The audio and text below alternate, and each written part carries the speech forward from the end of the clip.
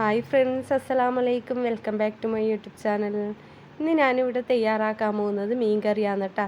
നല്ല ഒരു അടിപൊളി മീൻ കറിയാണ് കേട്ടോ. നമുക്ക് തേങ്ങ അരച്ച് വെക്കാണ്ട് തന്നെ തേങ്ങ അരച്ച് വെച്ച ആ ഒരു ടേസ്റ്റും ആ ഒരു കാണാനുള്ള ഒരു ലുക്കും അതേപോലെ കിട്ടിയ ഒരു അടിപൊളി മീൻ കറിയാണ്. ചോറിൻ്റെ ഒക്കെ ആയാലും ചപ്പാത്തിൻ്റെ ഒക്കെയും പത്തിൻ്റെ ഒക്കെ ആയാലും കൂട്ടാൻ പറ്റിയ നല്ലൊരു മീൻ കറിയാണ് കേട്ടോ. മീൻ ഏത് തന്നെ ആയാലും ഇതേപോലെ ഒന്ന് മസ്റ്റായിട്ട് നിങ്ങൾ വെച്ച് നോക്കണം കേട്ടോ.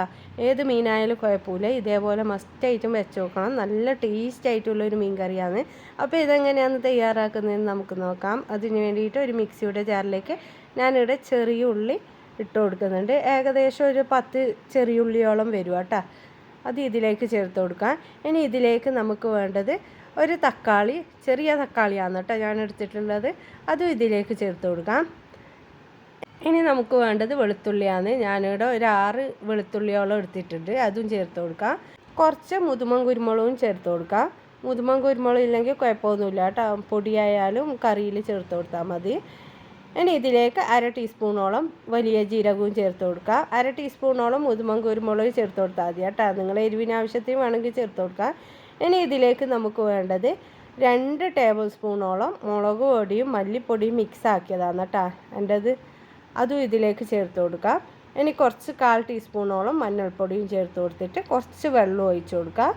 നമുക്കിതൊന്ന് അരച്ചെടുക്കണം. അതിന് വേണ്ടിയിട്ടുള്ള വെള്ളം ഒഴിച്ച് കൊടുക്കുക കേട്ടോ. അപ്പോൾ ഇത് നല്ലതുപോലെ ഒന്ന് അരച്ചെടുത്ത് വരണം. നല്ല പേസ്റ്റ് ആക്കിയിട്ട് തന്നെ അരച്ചെടുക്കണം. അപ്പോൾ ഇതാ നല്ലതുപോലെ ഒന്ന് അരച്ചെടുത്തിട്ടുണ്ട് കേട്ടോ. കണ്ടോ, ഇതേപോലെ വേണം നമുക്ക് കിട്ടാൻ വേണ്ടിയിട്ട്. ഇനി ഇത് മാറ്റി വെക്കാം. എന്നിട്ട് ഇതേപോലെ ഒരു ചട്ടി എടുത്തിട്ട് അടുപ്പത്ത് വെച്ച് കൊടുക്കാം. ചട്ടി ഇല്ലെങ്കിൽ കുഴപ്പമൊന്നുമില്ല കേട്ടോ. ചട്ടി ആകുമ്പോൾ കുറച്ചും കൂടെ ടേസ്റ്റ് കൂടും. ഇതിലേക്ക് നമുക്ക് വെളിച്ചെണ്ണയാണ് വേണ്ടത്. അത് ഇതിലേക്ക് ഒഴിച്ച് കൊടുക്കാം.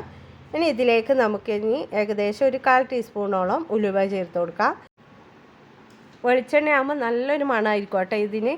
നമുക്ക് ഈ ഉലുവ ഒന്ന് പൊട്ടി വരണം. അതുവരെ നമുക്ക് ഇളക്കി കൊടുക്കാം. എൻ്റെ ചാനൽ ഇതുവരെ സബ്സ്ക്രൈബ് ചെയ്യാത്തവർ പ്ലീസ് ഒന്ന് സബ്സ്ക്രൈബ് ചെയ്ത് സപ്പോർട്ട് ചെയ്യണേ. കൂടെ വീഡിയോ ഇഷ്ടപ്പെട്ടാൽ ലൈക്കും ഷെയറും കമൻറ്റും ഒന്നും ചെയ്യാൻ മറന്നേക്കല്ലേ. അപ്പോൾ ഇതാ ഉലുവയെല്ലാം പൊട്ടി തുടങ്ങിയിട്ടുണ്ട്. ഇനി നമുക്കിതിലേക്ക് 1/2 കഷ്ണം സവാള ചേർത്ത് കൊടുക്കാം. ഇതിന് പകരം ചെറിയ ഉള്ളി ആയാലും കുഴപ്പമൊന്നുമില്ല കേട്ടോ. ഞാനിവിടെ സവാളയാണ് എടുത്തിട്ടുള്ളത്. ഇത് നല്ലോണം ഒന്ന് വഴറ്റിയെടുക്കാം കേട്ടോ.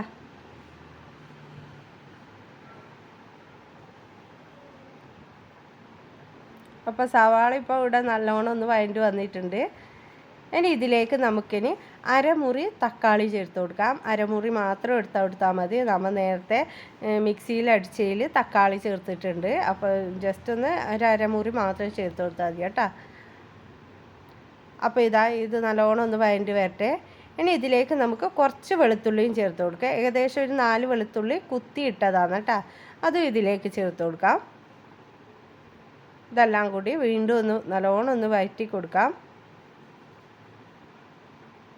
ഇതെല്ലാം ആയതിനു ശേഷം നമുക്കിനി നേരത്തെ ഉണ്ടാക്കി വെച്ച അരപ്പ് ഇതിലേക്ക് ചേർത്ത് കൊടുക്കാം.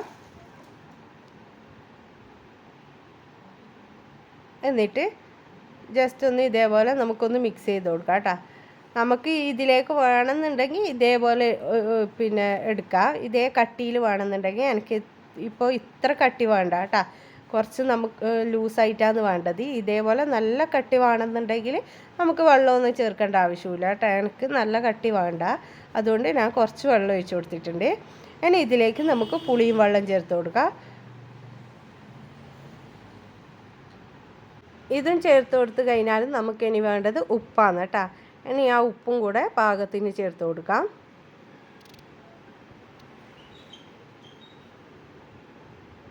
ഇനി ഇതിലേക്ക് നമുക്ക് കുറച്ച് കറിവേപ്പിലയും കൂടെ ചേർത്ത് കൊടുക്കാം. ഇതെല്ലാം കൂടി നല്ലോണം ഒന്ന് മിക്സ് ചെയ്ത് കൊടുക്കാം.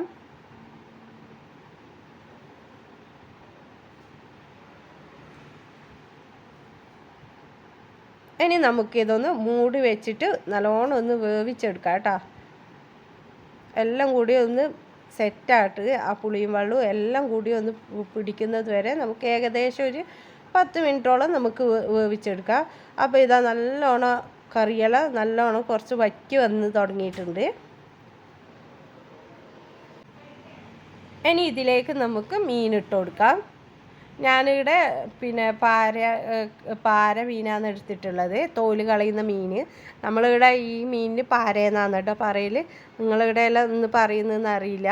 അപ്പോൾ ഓരോരു നാട്ടിലും ഓരോരു പേരായിരിക്കുമല്ലോ. ഞാൻ ഏകദേശം ഒരു 2 പാരയാണ് കേട്ടോ എടുത്തിട്ടുള്ളത്. അതും ഇതിലേക്ക് ചേർത്ത് കൊടുക്കുക.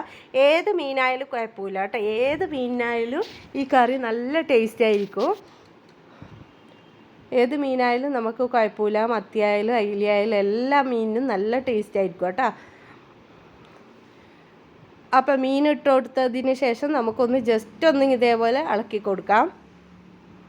ഈ മീൻ കുറച്ചൊരു ബലമില്ല മീനാണ്, അതുകൊണ്ട് ഉടയുന്നൊന്ന് പൊടിക്കണ്ട. നമ്മൾ ഇളക്കി കൊടുക്കുമ്പോൾ നല്ല ഉടയുന്ന മീനാണെങ്കിൽ നമുക്ക് ആ ചട്ടി പിടിച്ചിട്ട് ജസ്റ്റ് ഒന്ന് നമുക്കിങ്ങനെ അനക്കി കൊടുത്താൽ മതി കേട്ടോ. അപ്പം തന്നെ നമുക്ക് ആ മീനെല്ലാം ഒന്ന് മിക്സായി കിട്ടും കേട്ടോ കറിയിൽ. അപ്പോൾ ഞാനിതാ മൂടി വെച്ചിട്ട് ഏകദേശം ഒരു 10 മിനിറ്റോളം ഞാൻ വേവിച്ചിട്ടുണ്ട്. അപ്പോൾ ഇതാ നമ്മളെ മീനൊക്കെ നന്നായി വെന്ത് വന്നിട്ടുണ്ട്. അപ്പോൾ ഇതാ നമ്മളെ മീൻ കറി ഇവിടെ തയ്യാറായിട്ടുണ്ട്. എല്ലാവരും ട്രൈ ചെയ്ത് നോക്കുക. ചോറിൻ്റെ ഒക്കെ ആയാലും ചപ്പാത്തിൻ്റെ ഒക്കെ ആയാലും എല്ലാത്തിലും നല്ലൊരു ടേസ്റ്റ് ആയിട്ടുള്ളൊരു മീൻ കറിയാണ്. ഏത് മീനായാലും ഇതേപോലെ എന്തായാലും ഒന്ന് ട്രൈ ചെയ്ത് നോക്കണം കേട്ടോ. മീൻ ഏത് കിട്ടിയാലും കുഴപ്പമൊന്നുമില്ല, ഇങ്ങനെ ഒന്ന് ട്രൈ ചെയ്ത് നോക്കാം. അപ്പോൾ ഞാനിതാ തീ ഓഫ് ചെയ്തിട്ടുണ്ട്. ചട്ടി ആയതുകൊണ്ട് തന്നെ കുറച്ചും കൂടെ തളയുണ്ടാവും.